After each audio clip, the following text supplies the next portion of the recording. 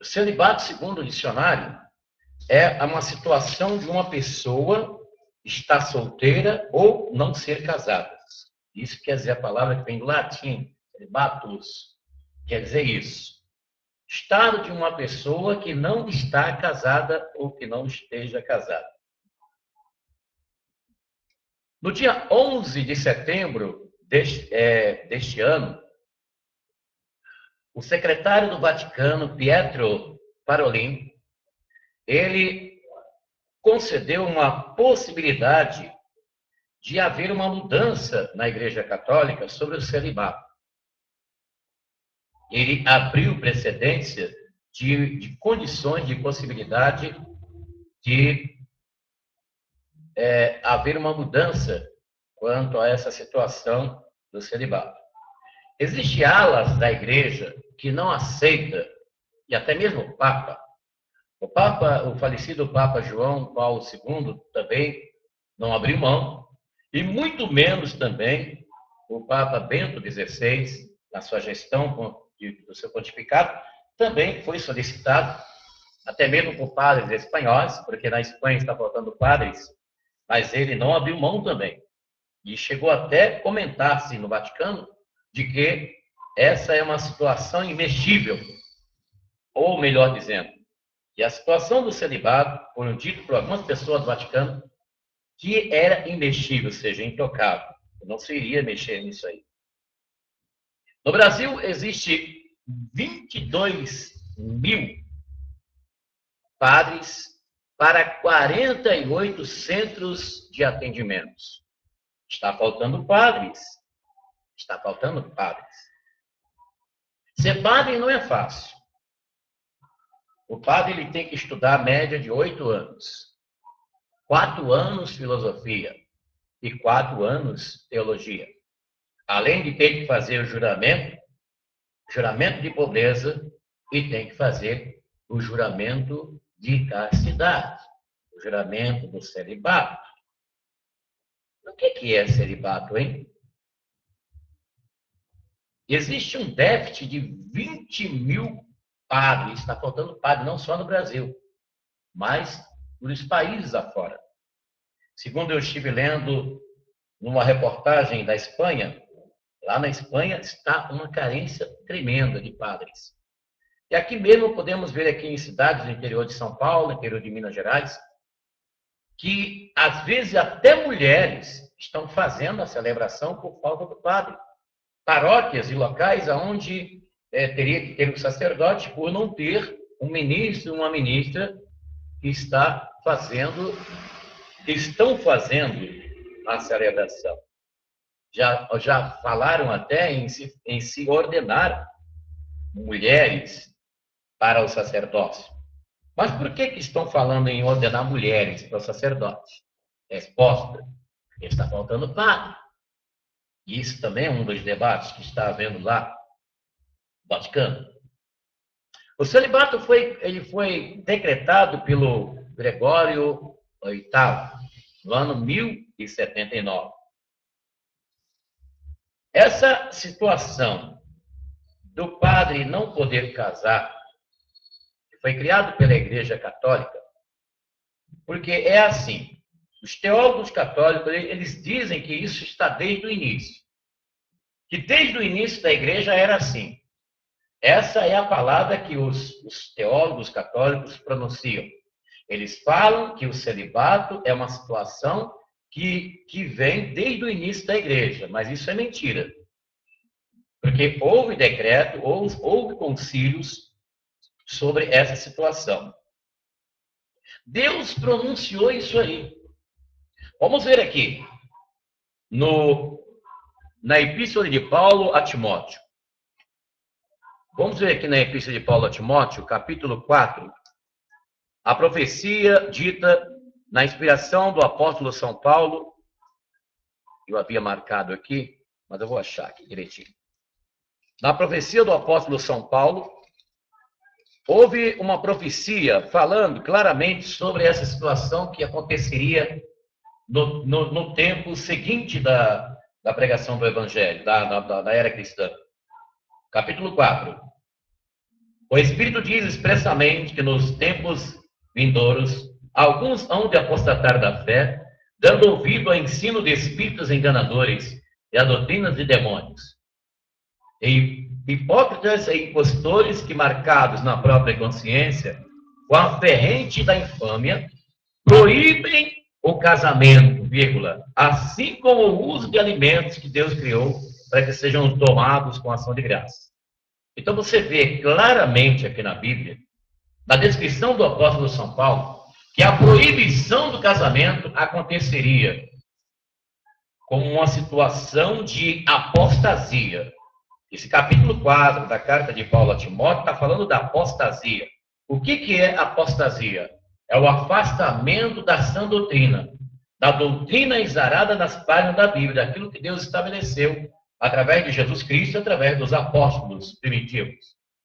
Então, quando se desvia dos ensinos apostólicos e de nosso Senhor Jesus Cristo, é considerado como apostasia. Apostasia quer dizer o afastamento da sã doutrina. Sã doutrina é aquilo que está na Bíblia, principalmente no Novo Testamento para a igreja, e ele está dizendo aqui, o apóstolo São Paulo, proíbe o casamento, assim como o uso de alimento. Então você vê claramente que a igreja proibiu. Por que proibiu? O concílio de Elvira, no ano 306 depois de Cristo, foi dito o seguinte, que todo cidadão, ou seja, todo sacerdote, todos aqueles que participassem do clero, que viesse contrair matrimônio, seria exonerado de suas funções sacerdotais. Esse decreto foi feito lá no concílio de Elvira, no ano 306 depois de Cristo, na igreja. E aí, para consolidar o celibato, veio o Gregório VIII, no ano 1079, e ele consubstanciou, ele concretizou. Ele bateu o martelo. Bom, celibato, a igreja agora vai ter um celibato mesmo. É isso aqui, eu decreto, eu determino. Mas o que os teólogos católicos dizem é o seguinte, que o celibato desde o início, isso é mentira. Porque Pedro, o apóstolo São Pedro, ele não foi celibatário. Se ser o primeiro papa da igreja, os teólogos católicos, para poder ter veracidade na declaração de que o celibato veio desde o início, nós teríamos que ter provas incontestáveis dentro do Novo Testamento de que Pedro, o apóstolo São Pedro, o primeiro papa da igreja, fosse celibatário. No entanto, ele não foi. Porque você vê no livro do Evangelho segundo escreveu São Mateus, o Nosso Senhor curando a sogra de Pedro. Ora, se ele tinha a sogra, obviamente ele era casado. Então já quebra aí essa declaração farsa dos teólogos católicos dizer que o celibato veio desde o início. Não veio do início. Porque foi lá no concílio de Elvira, no ano 306 depois de Cristo, que foi aprovado o celibato dentro da igreja. O celibato é bíblico? Vamos ver aqui em Mateus. Mateus, capítulo 19. Vamos ver Nosso Senhor falando alguma coisa aqui. Respondeu Jesus, quando os fariseus chegaram perto do Nosso Senhor, perguntando sobre a situação de divórcio, né? Pode um homem dar carta de divórcio à sua mulher? Eles perguntaram isso para Jesus, né? E Jesus, então, respondeu que não. Mas por que então Moisés deu? Por causa da dureza do coração. Então, Nosso Senhor respondeu, é por causa da dureza do vosso coração que Moisés havia tolerado o repúdio das mulheres. Mas no começo não foi assim, ora. Eu vos declaro que todo aquele que rejeita a sua mulher, exceto no caso de matrimônio falso, e deposa a outra, comete adultério, e aquele que deposa uma mulher rejeitada, comete também adultério. Seus discípulos disseram-lhe, se tal é a condição do homem a respeito da mulher, é melhor não se casar. Respondeu ele. Nem todos são capazes de compreender o sentido dessa palavra, mas somente aquele a quem foi dado. Porque há eunucos que são desde do ventre de suas mães. Há eunucos tornados tais pelas mãos dos homens, e há eunucos que a si mesmos se fizerem eunucos por amor ao reino dos céus. Então nós vemos aqui a situação no qual nosso Senhor coloca, falando sobre eunuco. O que eram os eunucos? Os eunucos eram aqueles homens que tomavam conta das mulheres do rei. E segundo informações que nós temos, segundo o livro de Esther, esses eunucos geralmente eram estrangeiros, eram pessoas estrangeiras, que eram pagos pela corte do rei de Israel, para que suas mulheres tivessem todo o tratamento de beleza, etc., etc., por esses homens.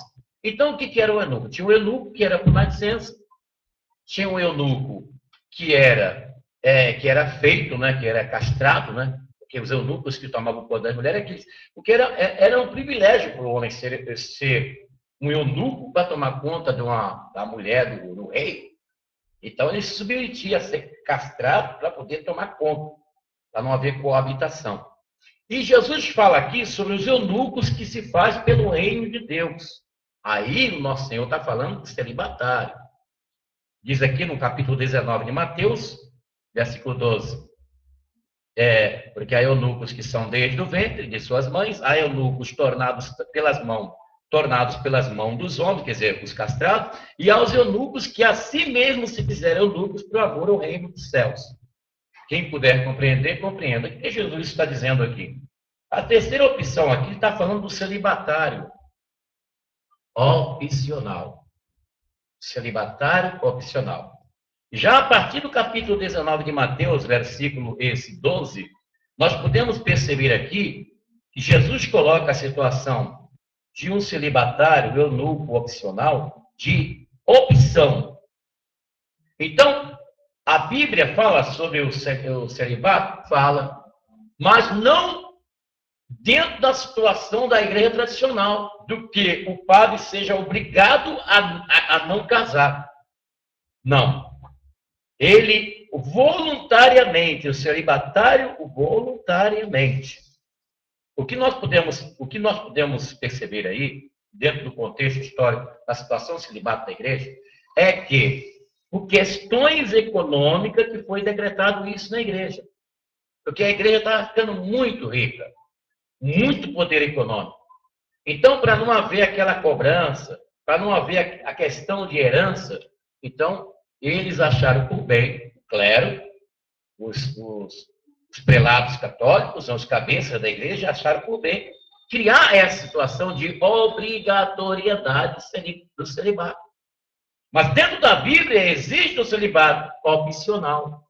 Nós ainda vamos ver aqui algumas coisas, né? Nós vamos ver. Vamos aqui para a carta de Paulo aos Coríntios, capítulo 7, e nos dá profundas explicações sobre este assunto.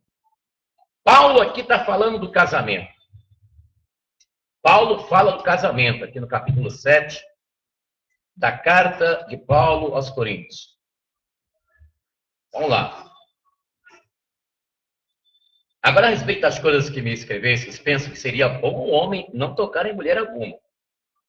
Todavia, considerando o perigo da incontinência, cada um tem a sua mulher e cada um tem o seu marido. O que Paulo está condenando aqui o casamento, quando ele fala aqui, a respeito das coisas que você escrevesse, penso que seria bom que o homem não tocasse em mulher alguma? Será que Paulo está sendo contra o casamento? Não. Paulo aqui ele vai entrar dentro desse assunto que nós estamos falando aqui, sobre o celibato opcional. O marido cumpre o seu dever para com a sua esposa, da mesma forma também a esposa cumpre o seu dever para com o marido. A mulher não pode dispor o seu corpo, ele pertence ao marido. E da mesma forma o marido não pode dispor o seu corpo, ele pertence à sua esposa. Não vos excuseis um ao outro, a não ser em comum acordo, por algum tempo, para vos aplicardes à oração e depois retornar novamente. Essa parte aqui Paulo está falando da abstinência, do jejum, no caso do homem ou mulher casado, cristão. Então, quando um for jejuar, o homem tem que falar com a mulher: olha, eu vou passar 3 dias na abstinência. E tem que falar. Semelhantemente, também a mulher tem que falar também. Eu queria que todos fossem como eu, mas cada um tem de Deus o particular, um esse e outro aquele. O que nós sabemos é que Paulo, o apóstolo, segundo os teólogos, Paulo ele foi casado, porque ele pertenceu ao sinédrio. Sinédrio era um conselho de anciões que fazia parte da religião farisaica.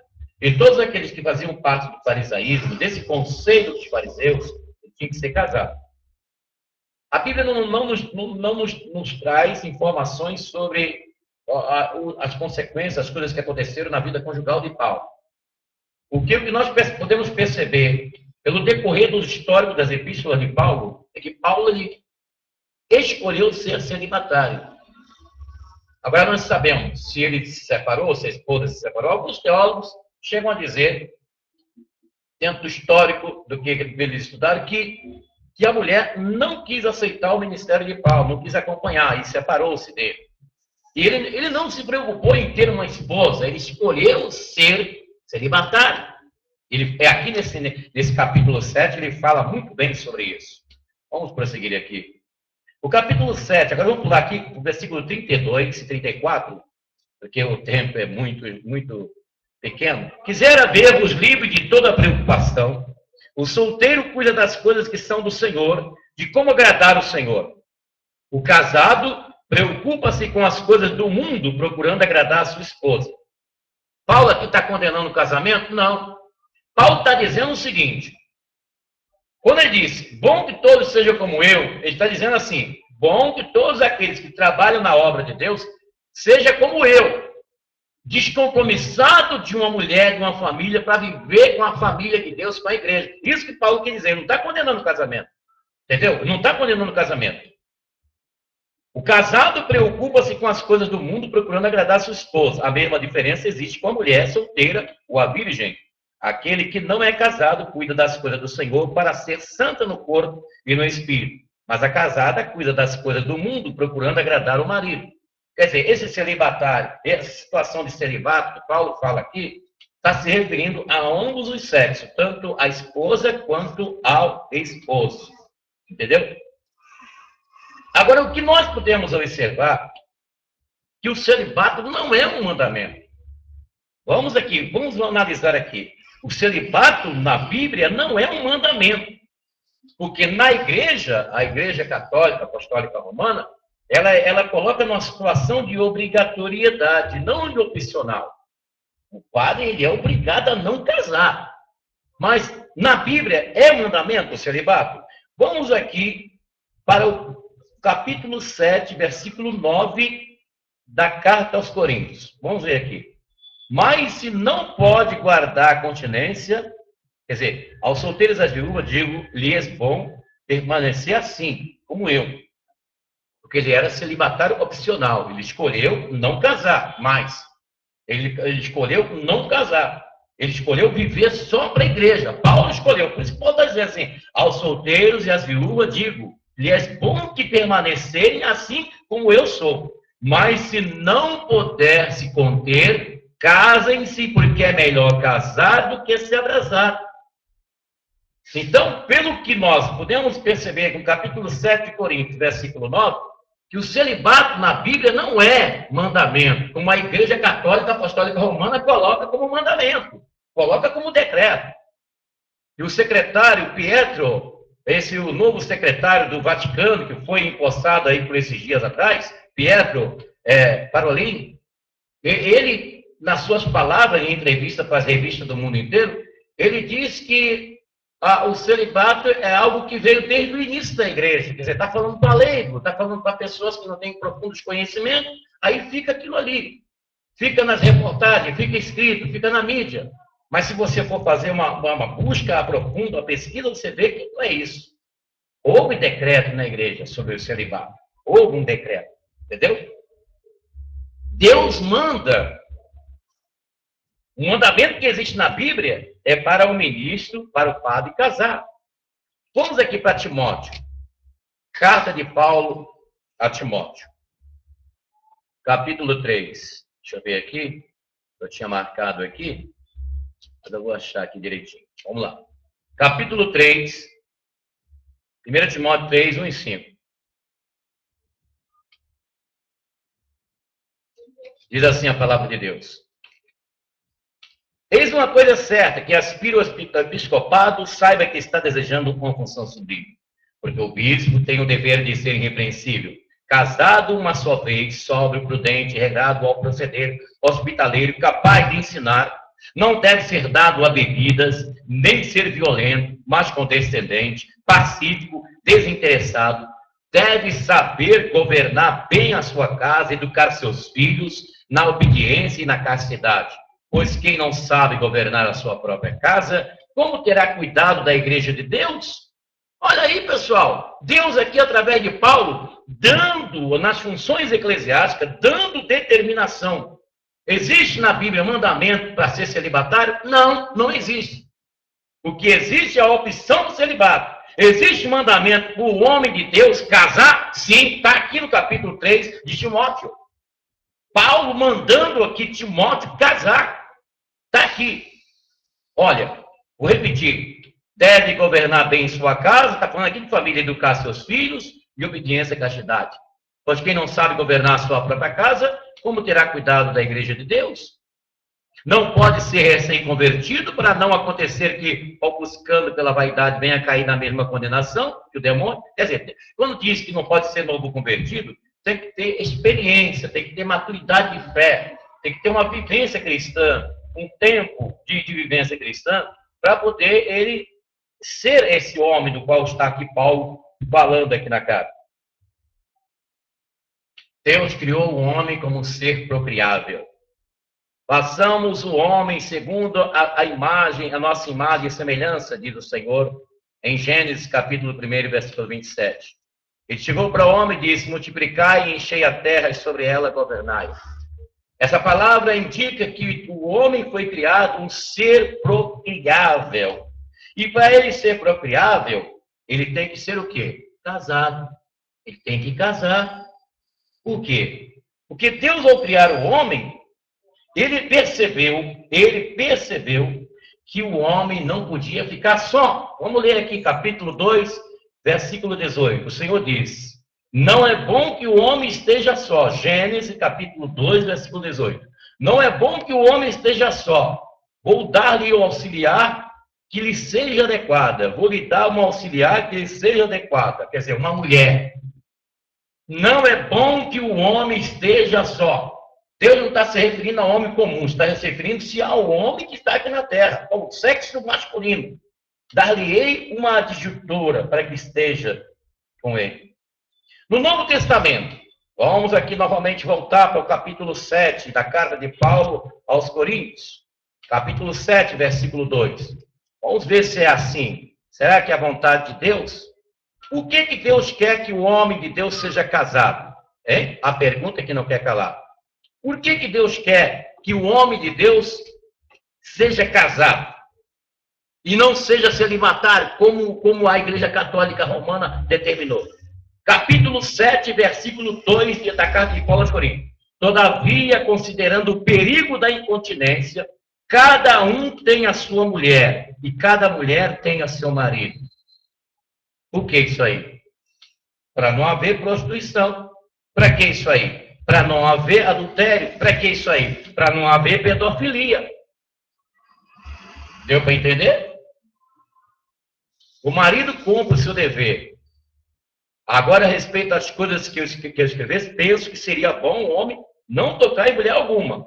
Todavia, considerando o perigo da incontinência, quer dizer, o perigo da pedofilia, da prostituição, da promiscuidade, de tudo e de tudo. É bom que o homem tenha a sua mulher e que a mulher tenha o seu marido, como está aqui no capítulo 7, versículo 2. O celibato, ele é um resultado de uma mente cauterizada, viu? É a Bíblia que diz isso. Não sou eu, não são os teólogos. Nós vamos voltar aqui para o capítulo 4, versículo 12. Olha o que eu falei é forte, hein? O celibato, que foi criado na Igreja Tradicional Católica, é o resultado de uma mente cauterizada. Vamos ler aqui capítulo 4, versículo 2, da carta de Paulo a Timóteo. O Espírito diz expressamente que nos últimos dias muitos apostarão da fé, dando ouvido a espíritos enganadores e a doutrina de demônio, de hipócritas e impostores, que marcado na própria consciência, com a ferrete da infâmia, proíbem o casamento, assim como o uso de alimentos. Fruto de uma mente cauterizada, uma mente que se apostatou da palavra de Deus. O Deus de amor sacramentou o casamento. O casamento continua sendo uma instituição divina. E Deus abençoa a união de um homem e uma mulher para a instituição e a constituição de uma família. É da vontade de Deus que o homem de Deus, que a mulher de Deus sejam casados. Agora, se este homem escolher ser celibatário, Deus lhe dá esse direito. O direito Deus concede. Ele pode ser celibatário, como Paulo o foi. Como também a mulher, como Paulo explica no capítulo 7 de Coríntios. Ela pode ser uma mulher sem marido, para viver mais preocupada com a obra de Deus. Não que o casamento seja pecado, mas ela escolheu. E Deus permite, Deus vai abençoar essa opção. Que Deus nos abençoe. Que nunca venhamos deixar a heresia, a mentira, a tradição, a invencionice, a hipocrisia entrar no nosso coração. E habite poderosamente em nossos corações, como diz o apóstolo São Paulo, ricamente a palavra de Deus. Mas, o que acontece nos nossos dias? O casamento está sendo bombardeado de muitas formas e de muitas maneiras. E uma das coisas que tem acontecido ultimamente aqui no Brasil, segundo as últimas estatísticas, aproximadamente metade dos casamentos em algumas cidades, como aqui em São Paulo, estão sendo desmanchados através do divórcio. O divórcio, ele foi instituído no Brasil pelo senador Nelson Carneiro. Agora o nosso país, apesar de, não obstante ter havido tanta luta, mas está instituído no nosso país, inserido na lei da nossa nação brasileira, o divórcio. Mas quando você olha para a palavra de Deus, no capítulo 19 de Mateus, você vai ver que o nosso Senhor não aprova o divórcio. E agora? Aqueles que são casados, aqui no Brasil, pode divorciar do seu parceiro e da sua parceira, segundo a lei. E o cristão?